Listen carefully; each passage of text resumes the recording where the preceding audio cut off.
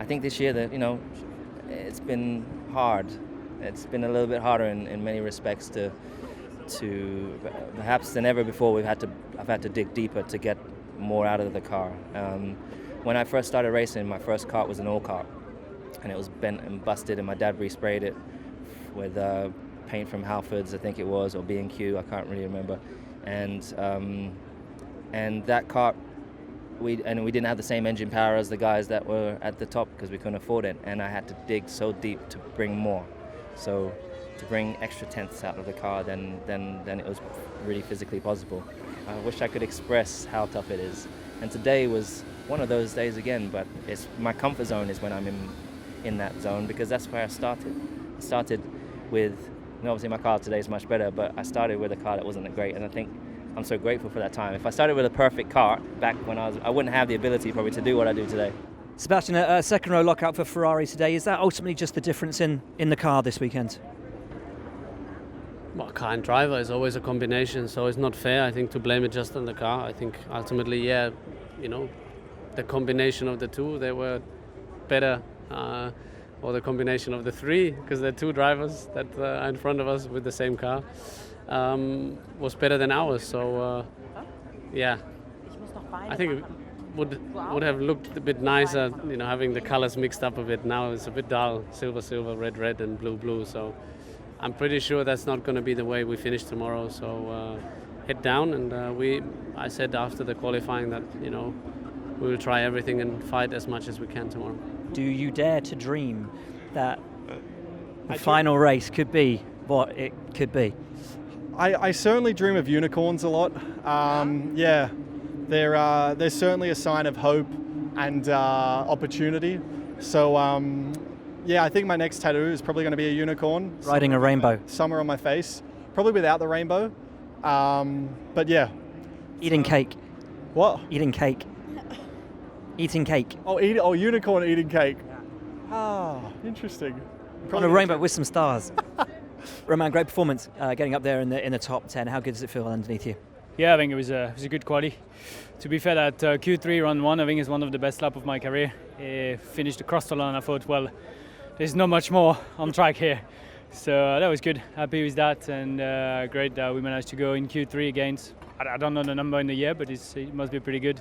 So I'm happy with that, especially on a track that we were not sure we would be competitive. So tomorrow it's going to be a long race. It's going to be interesting to see what we can do on Hypersoft, but looking forward to it. It was amazing today. To be honest, it's one of the greatest quali of the year for myself, because we definitely didn't expect it after FP2 and FP3 that we have been struggling a lot with the tires. So to finally find a way to make them work and at the right time, because obviously in FP3 it was still quite wrong, and then in quali we made a step we wanted to, so extremely happy. It was a good quali session, especially that Q1 lap where I was fourth. It was nice feeling, but overall it was a solid performance, I think, from the beginning to the end. We are maybe lacking 2.5-3 tenths to catch the other ones in front, but today it was the maximum we get out of the car, and I'm pretty pleased. There is a fight on still to get to the end of the season with Sauber. Oddly enough, you and Charles starting pretty close to one another. You're going to have some fun? Yeah, definitely, and we will start on the same tires, so we'll have to look after the one behind, really. So yeah, it's going to be an interesting race, obviously. Hello, chap. Well done. Great session. Happy? Was it so great? I thought it was good. Yeah, it was sort of. I feel I got everything out of the car, which is always satisfying. But being 10th in Q3 is, it's a bit dull. It's not very satisfying. But unfortunately, the others just found a lot of pace in Q3, and we didn't. So it was just not quick enough, and that put us in P10. Fernando, final qualifying in Formula One. Let's talk about Q1, because that lap was huge. That was a proper Fernando lap.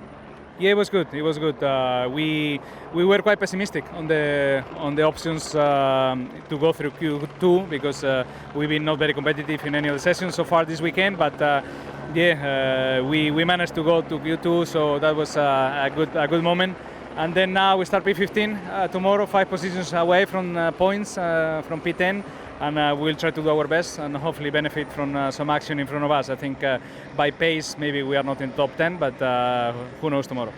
Problems with the car on the lap or only afterwards? No, out of the last corner, came back on throttle and just lost everything from the last exit. So yeah, it was a good lap, 6/10 faster, and for 200 meters before the line, we could have made it through. But quite difficult moment for the last qualifying with Toro Rosso. That was a really good session, really good lap. Are you happy? I mean, honestly, it took a lot from me, mentally and physically. It took all what I had. And FP2 is, as you know, we're testing some things, so it was far not optimal. I mean, I was really struggling. I could not really do qualifying runs. It was, it was very tricky. So I'm happy where we ended, and believe me, I'm looking very racy for tomorrow.